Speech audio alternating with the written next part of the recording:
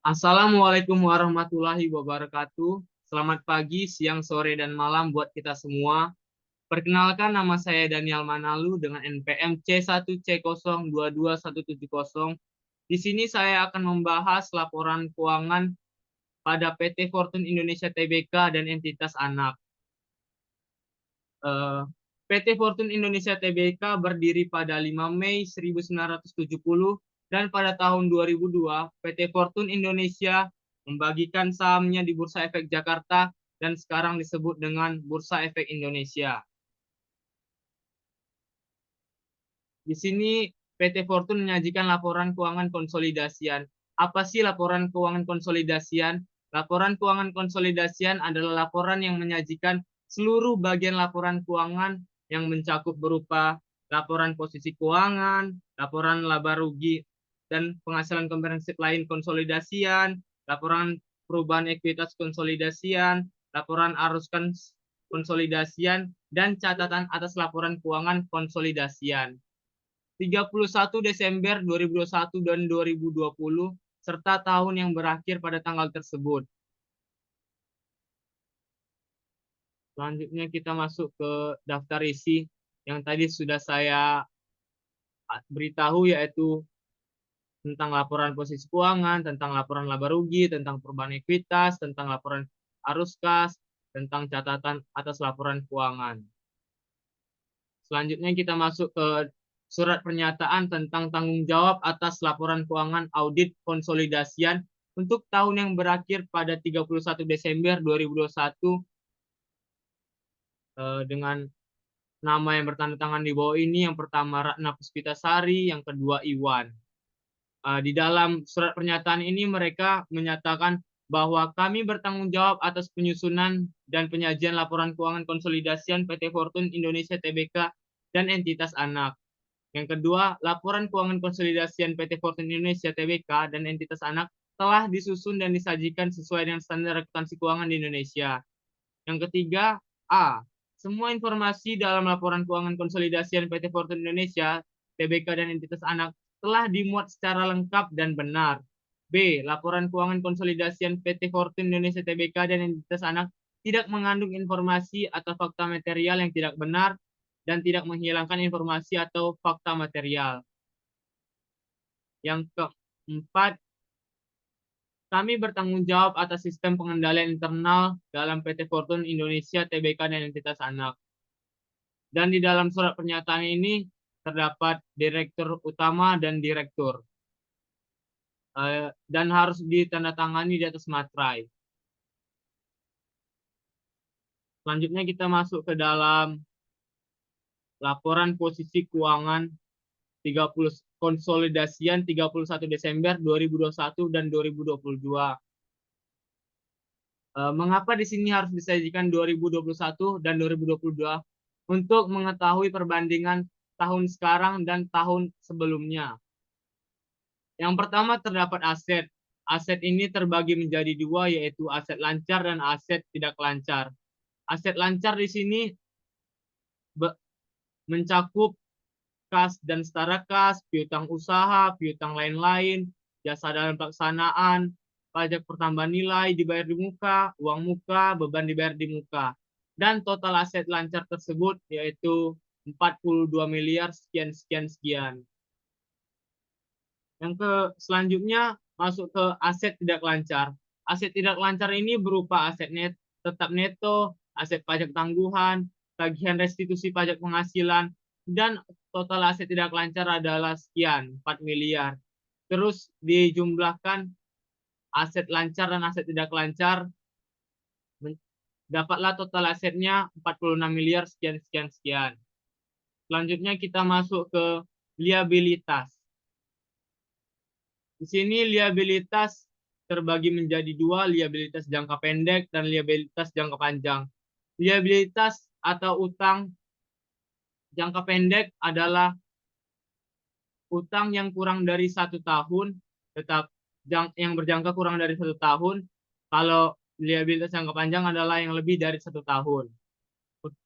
Liabilitas jangka pendek berupa utang usaha, utang lain-lain, utang pajak, beban masih harus dibayar, dan total liabilitas jangka pendek yaitu sekian 4 miliar. Liabilitas jangka panjang di sini terdapat liabilitas imbalan kerja karyawan yaitu 1 miliar dan total liabilitas jangka pendek ditambah liabilitas jangka panjang yaitu 6 miliar. Selanjutnya kita masuk ke ekuitas. Ekuitas atau kita ketahui sebagai modal saham. Yang pertama terdapat nilai nominal 100 per saham, modal dasar 1 juta saham, kurang 1 juta saham, modal ditempatkan di store penuh kurang 465 miliar 224 juta saham, tambahan modal di store neto, saldo laba telah ditentukan penggunaannya, belum ditentukan penggunaannya, total ekuitas yang dapat diatribusikan kepada pemilik entitas induk yaitu 40 miliar sekian, dan itulah yang menjadi total ekuitasnya. Jadi total liabilitas dan ekuitas, ini total liabilitas dan ini total ekuitas, setelah dijumlahin dapatlah 46 miliar. Baik, selanjutnya kita masuk ke laporan laba rugi dan penghasilan komprehensif lain konsolidasian untuk tahun yang berakhir 31 Desember 2021 dan 2020. Yang pertama terdapat pendapatan usaha 40 miliar sekian, beban langsung 21 miliar sekian, setelah dikurangkan dapatlah laba kotornya 25 miliar sekian. Setelah kita mengetahui beban usahanya 26 miliar, beban usaha dikurangi laba kotor, dapatlah rugi usahanya 296 juta sekian. Setelah itu penghasilan lain-lain, yaitu terdapat penghasilan bunga, laba selisih kurs, laba penjualan aset tetap, kerugian penurunan piutang lain-lain, beban keuangan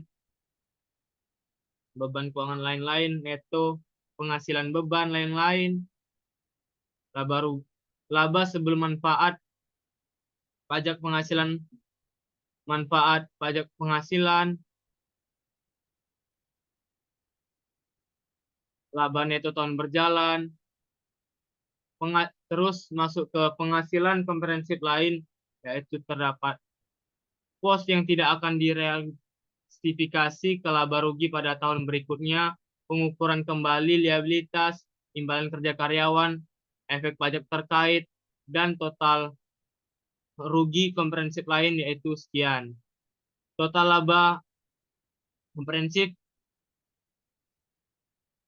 inilah terdapat 1 miliar sekian, dan untuk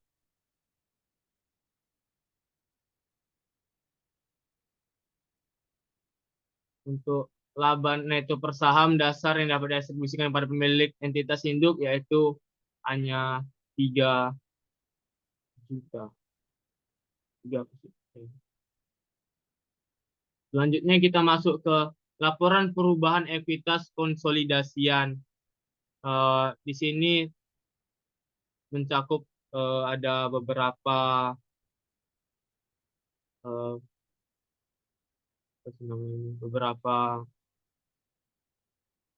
bagian, yaitu yang pertama ada modal saham, tambahan modal di store, laba, saldo laba, ekuitas yang dapat didistribusikan kepada pemilik entitas induk, kepentingan non pengendalian, dan total ekuitas. Pada di sini mencakup saldo 1 Januari 2020,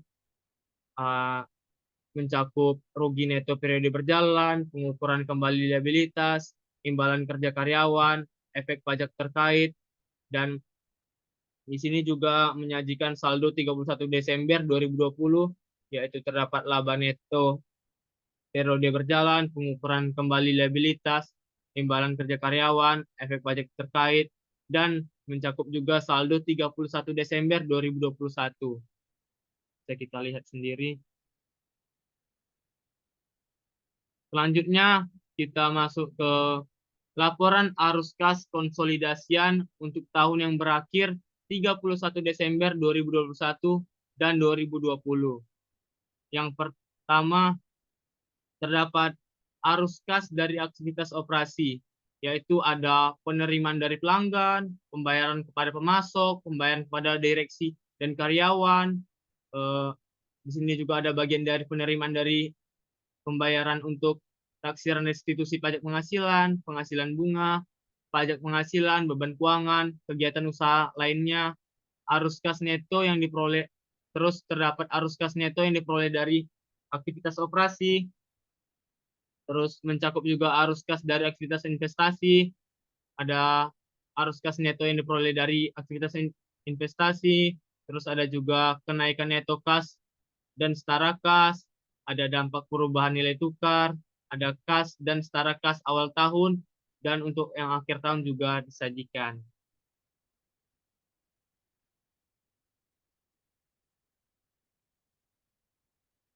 Selanjutnya kita masuk ke catatan atas laporan keuangan konsolidasian 31 Desember 2021 dan 2020. Yang pertama mencakup informasi umum, yaitu terdapat pendirian dari kegiatan usaha perseroan, yaitu tentang kapan berdirinya, siapa sih yang mendirikannya. Inilah mencakup informasi umumnya. Ini ada informasi umum lanjutannya. Pas pada tanggal 27 Desember 2001, entitas induk telah menerima pernyataan efektif dari Ketua Badan Penguasaan Pasar Modal melalui suratnya untuk melakukan penawaran umum perdana saham entitas induk pada masyarakat sejumlah sekian. Terus terdapat juga entitas anak yang dikonsolidasikan. Terus terdapat lagi susunan Dewan Komisaris Direksi dan Komite Audit serta jumlah karyawan, yaitu telah disajikan di sini. Ada komisaris utama, ada komisaris independen, ada direktur utama, ada direktur, ada ketua, ada anggota, ada sekretaris perusahaan. Semua disajikan di sini di susunan dewan, di susunan.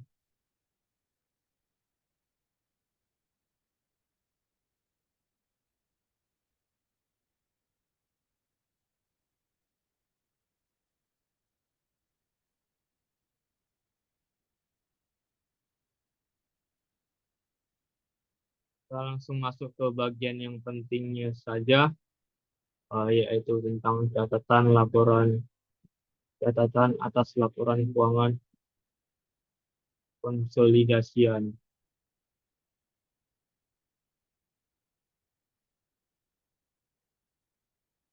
Di slide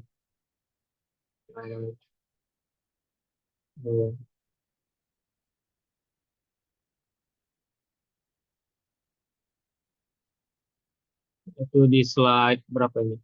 31, yaitu eh,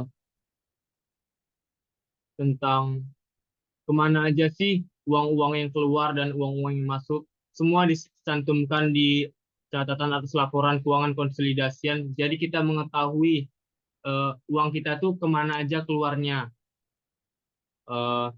Di sini semua tercantum dan disajikan secara rinci. Pertama ada kas dan setara kas, ada piutang usaha, ada piutang usaha lanjutan, ada aset tetap lanjutan, ada utang usaha, ada perpajakan lanjutan,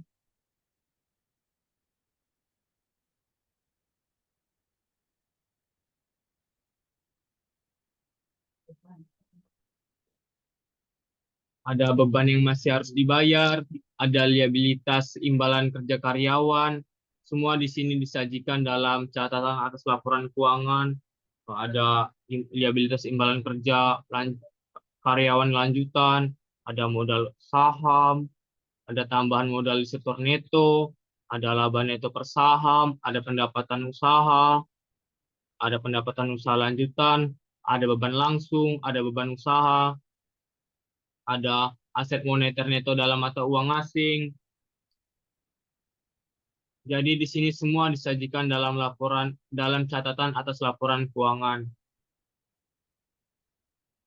Jadi sekian dari pembahasan saya untuk hari ini mengenai laporan keuangan PT Fortune Indonesia Tbk dan entitas anaknya. Kalau ada salah kata, saya meminta maaf. Sekian dari saya. Terima kasih. Wassalamualaikum warahmatullahi wabarakatuh. Mana ya? Stop recording.